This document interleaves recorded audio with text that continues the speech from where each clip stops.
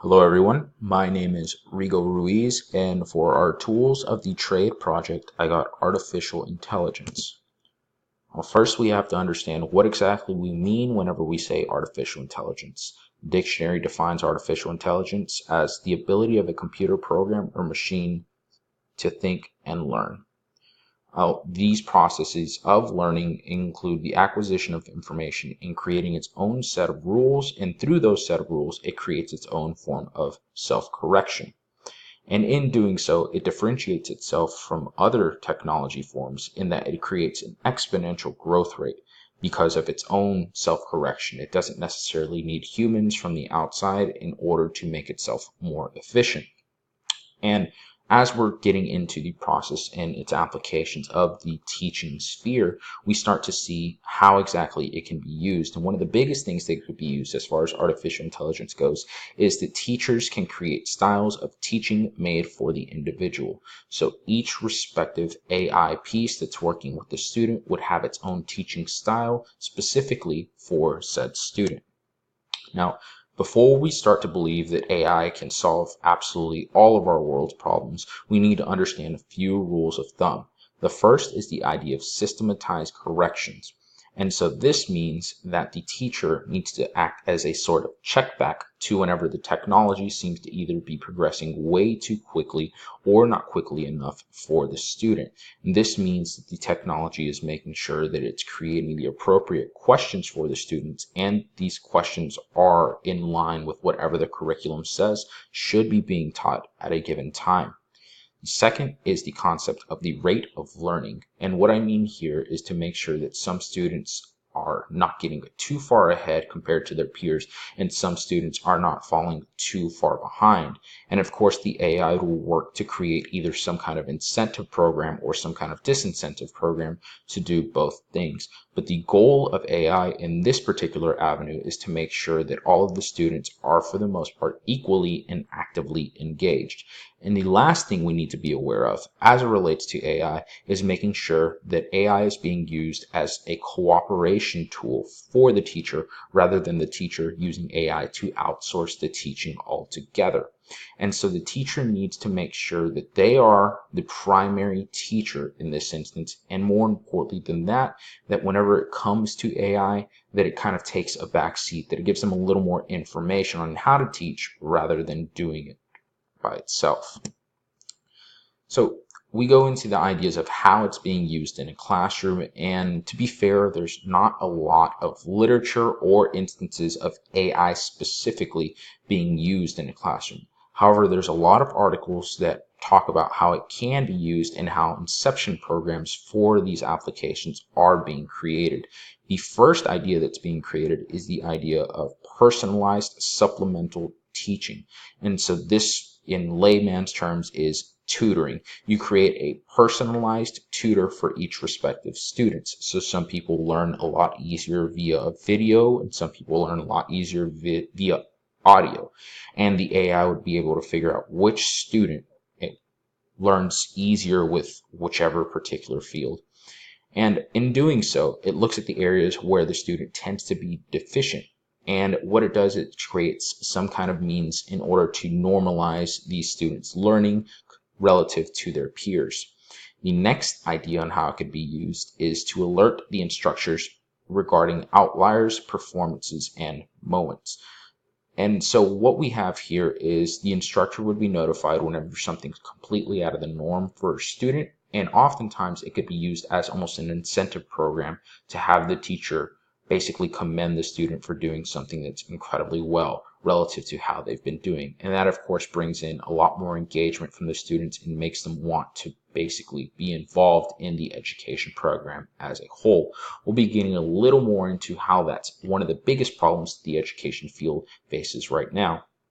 And the third thing that needs to be taken into consideration, how it could be used, is making sure that AI, or the data that's gathered from AI, is not left by itself, but rather it's working as a forefront to create some kind of school policy, because in that is basically the end goal for the entire education system, is to make sure that we have the best policies in order to create the best future for the students. And so right now we'll take a little visit to something that's not necessarily completely AI, but something that does serve as the foundations to what AI would look like. And that is Khan Academy. I don't know how many of y'all have used this program. It's a wonderful program, and it basically shows how exactly a program can curate specific questions to you based off of your previous experiences, but also it serves as the locus for all kinds of teaching. So here you have math, science and engineering, art and humanities, computing, economics, and so on. And as you can see here, I've completed a pretty good amount of math because math is something that's fun, and I decided to give it a go before I really showed it in today's video to make sure that it was exactly what I was looking for, and even more importantly than that, to show that it actually works. So down here, I think that's something that's really cool and important, because this is where I believe the vast majority of the future will be in what is called the world of math. So as it loads up, we'll see exactly what I'm talking about. All right, so as you can see here, I have 19% progress, and we have different ideas and subject fields that are all principal concepts in math, making sure that all students are able to know this by any grade. And these would be simple things from maybe dividing and multiplying by 10 to looking at vertices and directions of a hyperbola. Whoa, forgot that for a second. And as you can see here, some of the concepts are labeled as mastered, some are level 1, level 2, practice, and skills not even started. And so we are able to break down exactly where a student is and where they are relative to their understanding of the skill. Sometimes it only takes one question in order to master a skill. Sometimes it takes 2, 3, depending on your previous experiences. And here you see that we're creating an algorithm for the student as well as the teachers to have a better understanding of a given idea or concept, and that being any subject matter. So if you go to the mastery challenge, it throws in a random assortment of different skills that you can start testing, and based off of both how quickly you answer it but also your accuracy, you start to either gain mastery levels, level 1 or level 2. All right, moving back on to the presentation. The problems that it can solve. The first is the teacher burden, and it works in creating a curriculum building process. Basically, all teachers that would be using this would try to be operating under a very similar curriculum as to gather more data and have the data be significantly more efficient. The second is the concept of grading. So you are obviously answering all these questions into the technology field, then the technology would be able to grade for you, and the teachers don't have to worry about that being one of the biggest struggles and burdens. And the last is self-development. So if the teacher is realizing that a lot of their students are not necessarily doing well on a given topic, they are able to change the way that it's being taught, and they are able to become better teachers as a whole. As I mentioned earlier, student apathy. It makes it feel like these students are progressing. We all love, getting some kind of feedback whenever we do something good. And what we have in Khan Academy is a wonderful example of that, whether that be showing percentages of progression or just the simple notification sound that you did something correctly. The students feel catered to because the algorithm is created specifically for them. And because of that, it's able to be optimized and consistent, because the teacher won't necessarily the program won't necessarily have a bad day, but sometimes the teachers will. And because of that, you're able to be consistent for the students, making them learn in a specific environment. And basically, that's one of the key things to making sure that students learn, is providing a suitable environment that's consistent. And it could centralize the experience for around the world lectures. Now, there was a couple of articles that talked about how lectures can be given around the world, and whether it be from wonderful professors or wonderful teachers, you can have multiple people across the world experiencing the same lecture, and they also have a step-by-step process on how to ask questions as well. And finally, it eases the step-by-step learning process so this teacher doesn't necessarily have to keep repeating the exact same things over and over. The program will show the student how to answer questions appropriately. So it flattens the education gap. And we'll go into the teacher side of the project here. And this is one of another form of AI that's being used, and this is at its very basic level. And so what it has here is live assessments. So here you're able to look at the monitoring of students and create a live format of assessments that are specifically for them. Content builder, much like we're seeing with Khan Academy, a performance dashboard, and that shows a student some kind of feedback system, a little bit like we have with Blackboard, but that's a lot more engaging for both the teachers and the students. It enhances the classroom content, so the teachers are able to get some kind of notification on whether the students were very receptive to whatever the teachings were, or if they were not and things need to change. And finally, the last ideas of performance data, kind of like what I mentioned before, making sure that teachers have a better understanding on how to improve their teaching.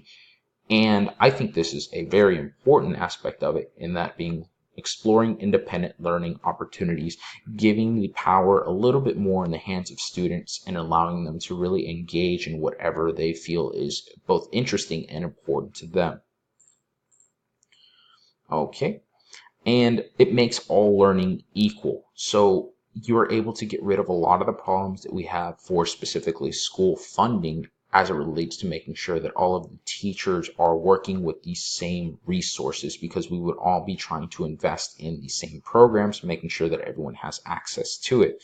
And so you would get rid of a lot of the bigger problems that we see currently plaguing the education industry, or the education field, not necessarily an industry, because you would have everyone operating under the same system. And it's a positive feedback loop for the teachers and the students' progression. And so here, the teachers help the students and the students are helping the teachers, and both of them are helping the program have a better understanding of how to cater its messages better. And you can pause the video here, read the reflections. I went into a little bit more detail on what exactly I think are going to be important parts about not only the future, but what's happening right now, and how I perceive AI developing in the world in the perceivable future. And here's a little bit more. Again, you can stop it. But one of the big things that I want to point out here is to make sure that we are very aware of the technology and its power.